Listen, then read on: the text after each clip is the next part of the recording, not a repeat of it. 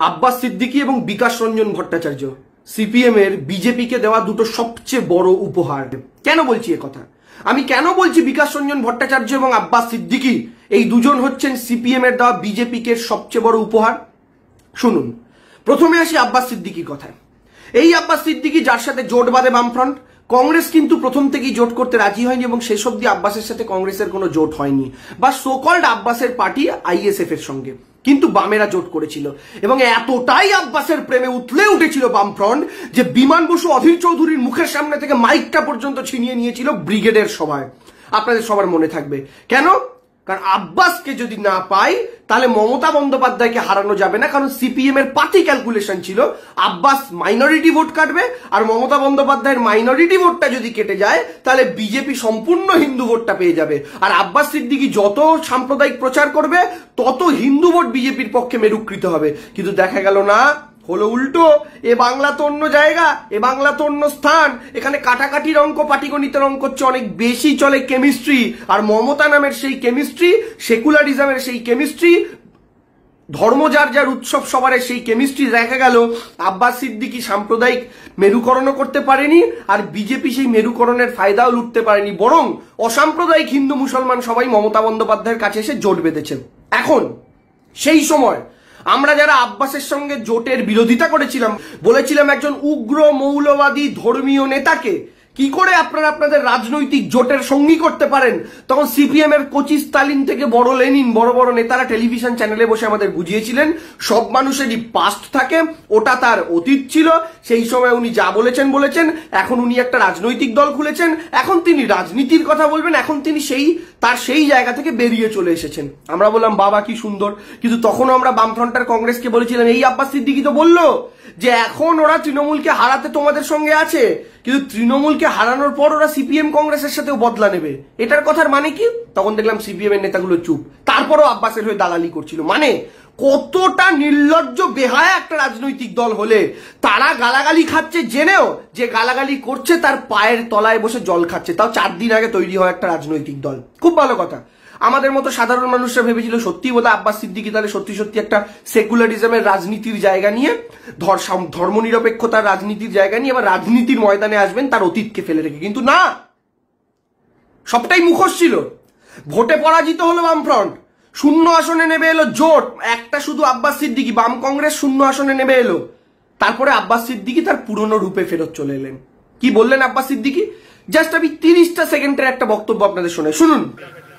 তুমি যদি মনে করো তোমার স্বাধীনতা আছে কোরআনকে অপমান করা, তোমার স্বাধীনতা আছে ইসলামের বিরুদ্ধে বলা, তোমার স্বাধীনতা আছে রাসূলের গুস্তাখি করা, তুমি যদি মনে করো এই স্বাধীনতা তোমার আছে, তাহলে আমি আব্বাস সিদ্দিকী আজকে বলে যাচ্ছি আমারও স্বাধীনতা তোমার ঘর থেকে কল্লাকে আলাদা করে দেওয়ার সময় এসে গেছে। ঠিক না বেঠে? বাবা সিপিএম এর নেতারা বললেন না, ঠিক ঠিক বলবেন তো, তোমার ধর থেকে কল্লাটা আলাদা করে দিতে পারি। আব্বাস সিদ্দিকী আইএসএফ এর নেতা, বামফ্রন্টের ব্রিগেডের প্রধান বক্তা, তিনি বলছেন তোমার ধর থেকে কল্লাটা আলাদা করে দিতে পারি। তা সুজন বাবুরা, সেলিম বাবুরা, সিপিএম এর কোচি স্টালিন বুড়ো লেনিনরা একটু বোঝাবেন ধর থেকে কল্লা আলাদা করে দেওয়ার মানে কি, এবং আমাদের আরেকটু আশ্বস্ত করবেন যে যদি আপনাদের এই মুজরা গাড়ির মুজরা নাচ দেখে, আপনাদের কচি কচি নেতাদের ঢোল বাজানো দেখে মানুষ আপনাদের ক্ষমতা এনেও দিত, তাহলে তো এই আব্বাস সিদ্দিকী ক্ষমতায় আসার পর, আজকে ক্ষমতায় না থাকতে যদি তার এই রূপ হয়, ক্ষমতায় আসার পর আরো ভীষণ রূপ ধারণ করত। তখন তার মানে বামফ্রন্ট এটা প্রমাণ করলো যে বামফ্রন্টকে 2011 থেকে যে মানুষ অবিশ্বাস করা শুরু করেছে সেটা কতটা সঠিক, এবং বামফ্রন্ট প্রমাণ করলো 2021-এর নির্বাচনে বুদ্ধিমান বাঙালি কতটা বুদ্ধিমান হলে তাদের মুজরা গাড়ির নাচ দেখেও তাদেরকে শূন্য করে দিতে পারে, তাদের বিজে মূলের গান শুনেও তাদেরকে শূন্য করে দিতে পারে। আরেকটা গিফটের নাম বলি, বিকাশ রঞ্জন ভট্টাচার্য। বিকাশবাবু বিজেপিকে তার গিফট দেওয়া সিপিএম এর নিয়ে শুরু করেছিলেন বহুদিন আগে। রিসেন্ট এই দুর্গাপুজোর অষ্টমীর অঞ্জলি যখন চলছে তখন বিকাশবাবু একটা ফেসবুকে পোস্ট করলেন। ফেসবুকের পোস্টটা কি আপনাদেরকে দেখিয়ে দিই, দেখুন। এই পোস্টে যে মার্ক করা জায়গাটা রয়েছে সেই জায়গাটা ভালো করে দেখুন, যেখানে উনি বলছেন মন্ত্রপাঠ ব্যক্তিগত আচরণের বিষয়, চিৎকারে অবদ্ধ কিছু শব্দ জোর করে শোনাতে হবে, সেটা কোন সংস্কৃতির অঙ্গ তা আমার জানা নেই। বিকাশবাবুকে আমার প্রশ্ন, আচ্ছা বিকাশবাবু, বিজেপির নেতারা যখন আমাদের মুসলিম ভাই বোনেদের ওই মাইক বাজিয়ে নামাজ পড়ার শব্দ, তারা যে 5 ওয়াক্ত নামাজ পড়েন সেই মাইক বাজিয়ে নামাজ পড়ার শব্দ শোনানোকে নিয়ে বিরোধিতা করেন, বিজেপির নেতারা যখন সেটাকে নিয়ে কুরুচিকর কথা বলেন, সেই সময় দাঁড়িয়ে আমরা সবাই তার বিরোধিতা করি, যারা আমরা ধর্মনিরপেক্ষ রাজনীতি করি। কিন্তু আজকে যেই আপনি বিজেপির ওই নামাজ পড়ার বিরুদ্ধে বক্তব্যের বিরোধিতা করেন, আজকে আপনি যখন দুর্গাপুজোর অষ্টমীর অঞ্জলি মাইকে বাজছে তার বিরোধিতা করছেন, তাহলে আমি আপনার কাছে জানতে চাই বিকাশবাবু, আপনি কি উর্দু বোঝেন, সংস্কৃত বোঝেন না? কারণ আপনি বলছেন অবদ্ধ কিছু শব্দ, অবদ্ধ তো ওটা, অবদ্ধ তো এটা।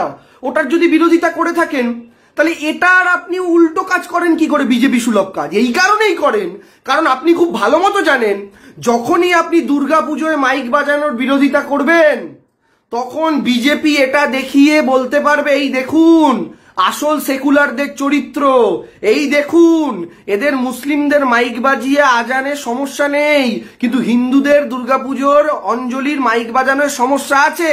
আর বিজেপি যখন এটা দেখাতে চাবে, তখন বিজেপির মেরুকরণ করতে সুবিধা হবে। অর্থাৎ মেরুকরণ করতে বিজেপিকে হেল্প করো কম্পিটিটিভ কমিউনালিজমের মাধ্যমে। শুধু এখানেই নয়, বিকাশ রঞ্জন ভট্টাচার্যের আরো একটা কাজ মনে করে দেখুন, নিজেকে অসাম্প্রদায়িক প্রমাণ করতে গিয়ে ওপেন রাস্তায় দাঁড়িয়ে গোমাংস ভক্ষণ করেছিলেন। সেকুলারিজমের মানে কি? ধর্মনিরপেক্ষতার মানে কি? আমি সমস্ত ধর্মকে নিয়ে চলবো। ধর্মনিরপেক্ষতার মানে এটা নয় যে আমি তোমার সঙ্গে আছি বোঝানোর জন্য আমি আরেকজনকে 4টে থাপ্পড় মারবো, এটা মানে ধর্মনিরপেক্ষতা নয়। মমতা বন্দ্যোপাধ্যায় যেটা করেন সেটা ধর্মনিরপেক্ষতা। আমি 2 ভাইকে গলায় জড়িয়ে নেব, কিন্তু আরেক ভাই তোকে আমি বেশি ভালোবাসি বোঝানোর জন্য আরেক ভাইয়ের গালে 4টে থাপ্পড় মারাকে সেকুলারিজম বলে না বিকাশবাবু? আপনি যখন রাস্তায় দাঁড়িয়ে একটা নিষিদ্ধ মাংস ভক্ষণ করেছিলেন, তখন আপনি একটা নির্দিষ্ট ধর্মের মানুষের ভাবাবেগে আঘাত লাগিয়েছিলেন। ওটা করার আপনার দরকার ছিল না।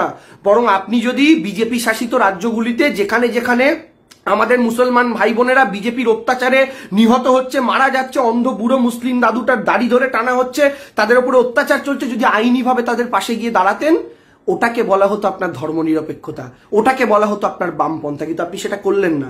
আপনি ইচ্ছা করে একটা ধর্মের ভাবাবেগে আঘাত লাগালেন। কেন?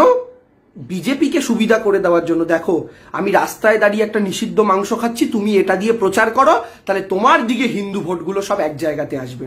তাহলে সিপিএম এর বিজেপিকে দেওয়া সবচেয়ে বড় উপহারের নাম আব্বাস সিদ্দিকী আর বিকাশ রঞ্জন ভট্টাচার্য।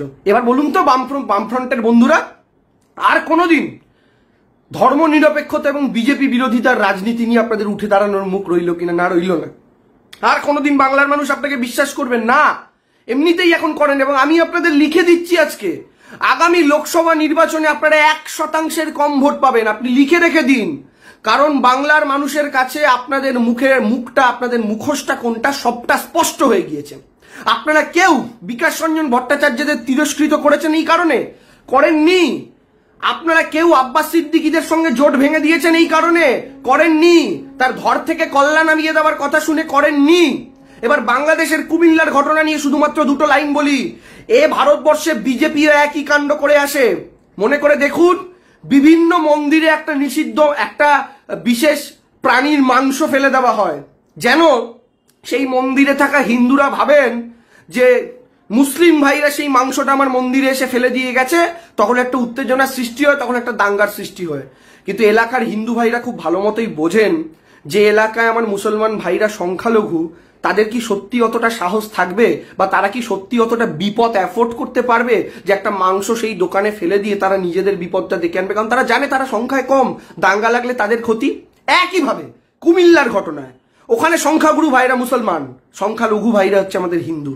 সেখানে কি কোনো সংখ্যালঘু হিন্দু ভাই ওই হনুমানজির পায়ের কাছে কোরআন রেখে একটা অশান্তি লাগিয়ে নিজেদের বিপদ ডেকে আনবে? কারণ তারা জানে তারা সেখানে সংখ্যালঘু, সেখানে তারা বিপদের মধ্যে পড়বে। অর্থাৎ এই 2টো জায়গাতেই কাজ করে কিছু দাঙ্গাবাজ, কিছু সাম্প্রদায়িক ঝামেলা লাগানোর অপচেষ্টায় থাকা, রাজনৈতিক ক্ষীর লুটে খাওয়ার অপচেষ্টায় থাকা মানুষ। সেটা কুমিল্লা হোক, বা সেটা এখানে মন্দিরে কোনো মাংস রাখার ক্ষেত্রে হোক, কিংবা সেটা কুমিল্লায় হনুমানজির পায়ে কোরআন রাখার ক্ষেত্রে হোক। কিন্তু সমস্যাটা হয়ে যায় যে তখন আমরা অন্ধ হয়ে যাই। হয়ে একটা ঘটনার মধ্যে লিপ্ত হয়ে যায়, একটা ঝামেলার মধ্যে লিপ্ত হয়ে যায়। কিন্তু সমস্যা হচ্ছে এই জায়গায় আমাদের সিলেক্টিভ হলে চলবে না, আমাদের দুই জায়গার ঘটনারই সমান বিরোধিতা করতে হবে। এই ক্ষেত্রে যে কুমিল্লার ক্ষেত্রেও মানে বিশেষ করে বামপন্থীদের ক্ষেত্রে বলি, এখানে যে বিজেপি এই কাণ্ডগুলো করে দাঙ্গা লাগায় এটা আমরা সবাই জানি, সবাই অ্যাডমিট করি এবং আমরা বিশ্বাস করি এগুলো বিজেপি করে মন্দিরের মধ্যে একটা মাংস ফেলে দেওয়া। তাই এটা যদি হয়ে থাকে তাহলে কুমিল্লার ক্ষেত্রেও এই কাজ বাংলাদেশের কোনো সাম্প্রদায়িক শক্তি করেছে, যারা চায় এই মুহূর্তে রাজ্যটাকে ডিস্টেবল যদি করা যায় সেক্ষেত্রে রাজনীতির ক্ষমতা একটা ভোগ করার জায়গা থাকবে। এবং ঠিক উল্টো দিকের ক্ষেত্রে বিজেপির বন্ধুদের ক্ষেত্রে বলি, যদি কুমিল্লার ক্ষেত্রে ওটা ওখানকার সংখ্যালঘুরা না করে থাকে ওই হনুমানজির পায়ে কোরআন রাখার ব্যাপারটা, তার মানে খুব স্বাভাবিকভাবেই ভারতবর্ষে মন্দিরগুলোর ক্ষেত্রে যে বিশেষ একটি মাংস পাওয়া যায় সেটাও এখানকার সংখ্যালঘুরা কিন্তু করেনি ভাই, বা এখানকার সংখ্যালঘুরা করে না ভাই। কোনো জায়গারই সংখ্যালঘুরা তাদের নিজেদের বিপদ ডেকে আনার মতো কাজ করেন না, এটা জানা সত্ত্বেও যে তারা সেখানে সংখ্যায় কম। এটা সব জায়গার চরিত্র, আর সংখ্যাগরিষ্ঠের চরিত্র সব জায়গাতে এক। সেটা আমেরিকাতে হোয়াইট হোক, ভারতবর্ষে বিজেপি মানবিক মানসিকতা সম্পন্ন হিন্দুরা হোক, কিংবা বাংলাদেশে ওই খালেদা জিয়া মানবিকতা সম্পন্ন মুসলমানরা হোক, সব জায়গায় কিন্তু ব্যাপারটা এক। তাই আলটিমেটলি গোটা বিষয়টা নিয়ে একটা কথাই বলবো, সিপিএম তুমি বিজেপিকে দারুণ দুটো গিফট দিয়েছো, একটা বিকাশ রঞ্জন ভট্টাচার্য, একটা আব্বাস সিদ্দিকী। কিন্তু এটাও মাথায় রেখো, তোমার সুন্দর গিফটের চাইতেও সুন্দর বুদ্ধি বহন করে রাজ্যের বাঙালি। তাই বাঙালি এই নির্বাচনে জোটের ফাঁদে পা দেয়নি, বিজেপির ফাঁদেও পা দেয়নি। তারা বুঝতে শিখেছে যে মহিলাটা দুর্গাপুজোয় মন্ত্রোচ্চারণের মাধ্যমে ফিতে কেটে মা দুর্গার উদ্বোধন করে, যে মহিলাটা আবার মুসলিমদের সাথে একসাথে বসে ইফতার গ্রহণ করে, এবং যে মহিলাটা 25শে ডিসেম্বর প্রত্যেক বছর ক্ষমতায় আসার আগে থেকে ওই চার্চে গিয়ে মধ্যরাতে প্রার্থনায় অংশগ্রহণ করে, সেই মহিলাটা হচ্ছেন আসল সেকুলার। এবং তাকে সেকুলারিজম প্রমাণ করার জন্য ভোটের আগে মন্দিরে মন্দিরে দৌড়াতে হয় না, তিনি মন্দিরে মন্দিরে মসজিদে মসজিদে গির্জায় গির্জায় বহু আগে থেকেই দৌড়চ্ছেন, কারণ তার মনের টানটা বাস্তব। কিন্তু আপনারা খুব সুন্দরভাবে বিজেপির সুবিধা করে দিচ্ছেন। করে দিন কতটা সুবিধা করতে পারলে আপনারা শূন্য হবেন সেই অপেক্ষাতে আছি। ঈশ্বরের কাছে প্রার্থনা করি আপনারা এতদিন অব্দি চাইতাম জানেন তো যে আপনারা দ্বিতীয় পজিশনে আসুক। আজকে এইসব ঘটনা দেখার পর মনে হচ্ছে ভগবান আপনাদের শুধু আসনে শূন্য করেছে, পার্সেন্টেজটা 7 থেকে কমিয়ে 4.5 করেছে, আগামী নির্বাচনে 1-এর নিচে নিয়ে চলে আসুক।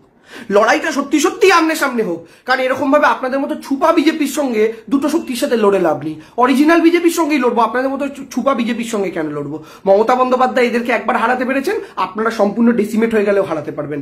বাংলার মানুষ কিন্তু আপনাদের চিনে নিয়েছে। আর মুজরা গাড়ি নিয়ে আসবেন না। এবার মুজরা গাড়ি নিয়ে যদি আসেন, বাংলার মানুষ ওই 11টা টাকা হাতে দেবে আর দিয়ে বলবে এই টাকাটা রাখো, আর মমতা বন্দ্যোপাধ্যায় যে শিল্পীদের টাকা দেন ওই ভাতাটার জন্য অ্যাপ্লাই করো, ওটা নিয়ে সারা জীবন সুখে থাকো। দয়া করে মুজরা গাড়ি করে আমাদের কাছে আর ভোট চাইতে এসো না, কারণ তোমাদের আসল রূপটা তোমরা বিকাশ রঞ্জন ভট্টাচার্য আর আব্বাস সিদ্দিকীদের দিয়ে আমাদের খুব ভালো মতো চিনিয়ে দিয়েছো। জয় হিন্দ, বন্দে মাতরম, শুভ বিজয়া।